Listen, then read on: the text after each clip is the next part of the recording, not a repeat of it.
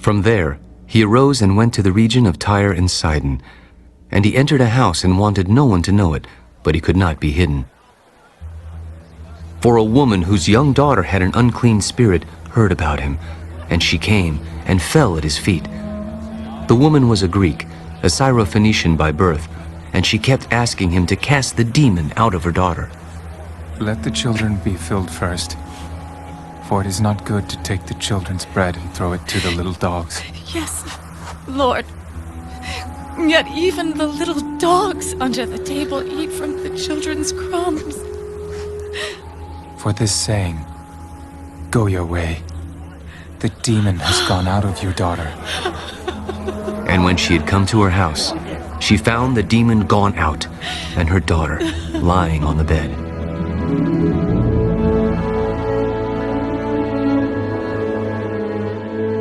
Again, departing from the region of Tyre and Sidon, he came through the midst of the region of Decapolis to the Sea of Galilee. Then they brought to him one who was deaf and had an impediment in his speech, and they begged him to put his hand on him. And he took him aside from the multitude, and put his fingers in his ears, and he spat and touched his tongue. Then, looking up to heaven, he sighed. Ephphatha, be opened. Immediately his ears were opened, and the impediment of his tongue was loosed, and he spoke plainly. Then he commanded them that they should tell no one. But the more he commanded them, the more widely they proclaimed it, and they were astonished beyond measure. He has done all things well. He makes both the deaf to hear and the mute to speak.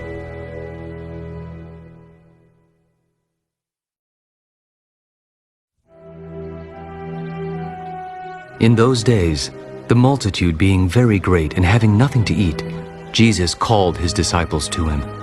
I have compassion on the multitude, because they have now continued with me 3 days and have nothing to eat.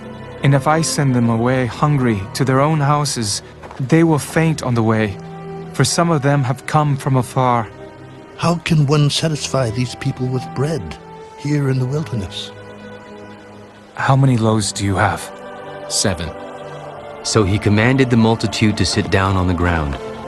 And he took the 7 loaves, and gave thanks, broke them, and gave them to his disciples to set before them. And they set them before the multitude. They also had a few small fish, and having blessed them, he said to set them also before them. So they ate, and were filled, and they took up 7 large baskets of leftover fragments. Now those who had eaten were about 4,000. And he sent them away, immediately got into the boat with his disciples, and came to the region of Dalmanutha.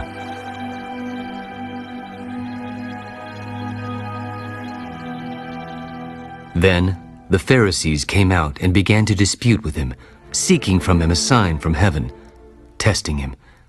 But he sighed deeply in his spirit. Why does this generation seek a sign? Assuredly, I say to you, no sign shall be given to this generation. And he left them, and getting into the boat again, departed to the other side. Now the disciples had forgotten to take bread, and they did not have more than 1 loaf with them in the boat. Then he charged them. Take heed. Beware of the leaven of the Pharisees and the leaven of Herod. And they reasoned among themselves. It is because we have no bread. But Jesus, being aware of it, said to them, Why do you reason because you have no bread? Do you not yet perceive nor understand? Is your heart still hardened? Having eyes, do you not see? And having ears, do you not hear? And do you not remember? When I broke the 5 loaves for the 5,000, how many baskets full of fragments did you take up? 12. Also, when I broke the 7 for the 4,000, how many large baskets full of fragments did you take up? 7. How is it you do not understand?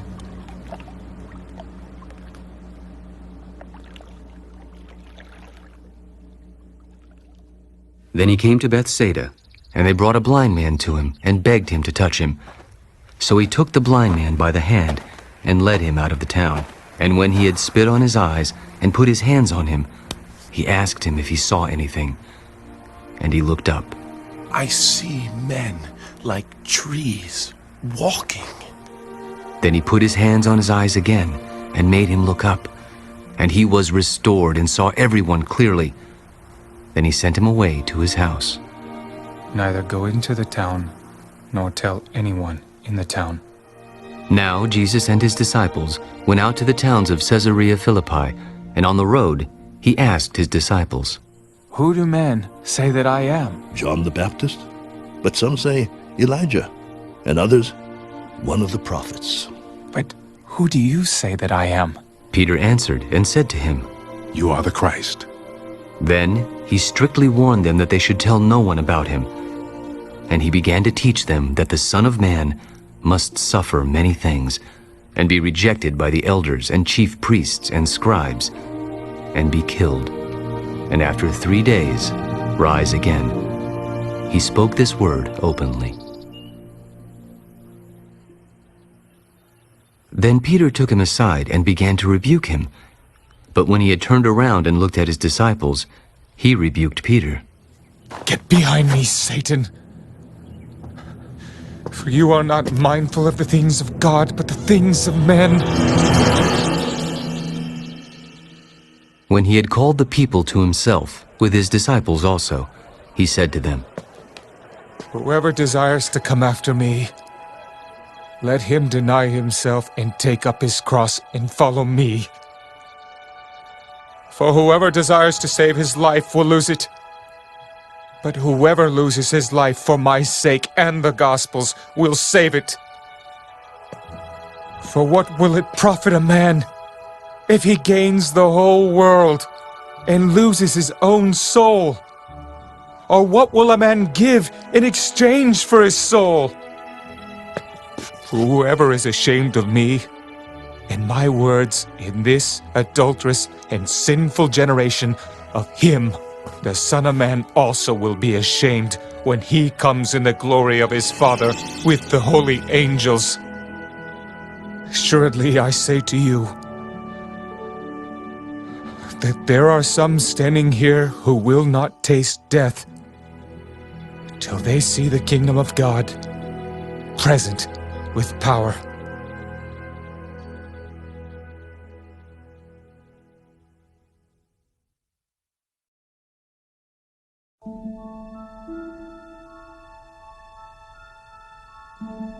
Now after 6 days, Jesus took Peter, James, and John, and led them up on a high mountain apart by themselves, and he was transfigured before them. His clothes became shining, exceedingly white like snow, such as no launderer on earth can whiten them. And Elijah appeared to them with Moses, and they were talking with Jesus. Rabbi, it is good for us to be here. And let us make 3 tabernacles, one for you, one for Moses, and one for Elijah. Because he did not know what to say, for they were greatly afraid. And a cloud came and overshadowed them, and a voice came out of the cloud.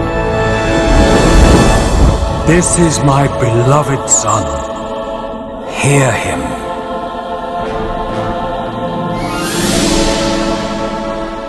Suddenly, when they had looked around, they saw no one anymore, but only Jesus with themselves. Now, as they came down from the mountain, he commanded them that they should tell no one the things they had seen, till the Son of Man had risen from the dead. So they kept this word to themselves, questioning what the rising from the dead meant.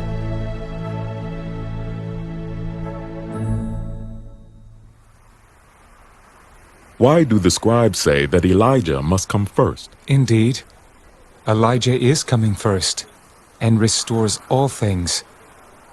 And how is it written concerning the Son of Man, that he must suffer many things and be treated with contempt? But I say to you that Elijah has also come, and they did to him whatever they wished, as it is written of him.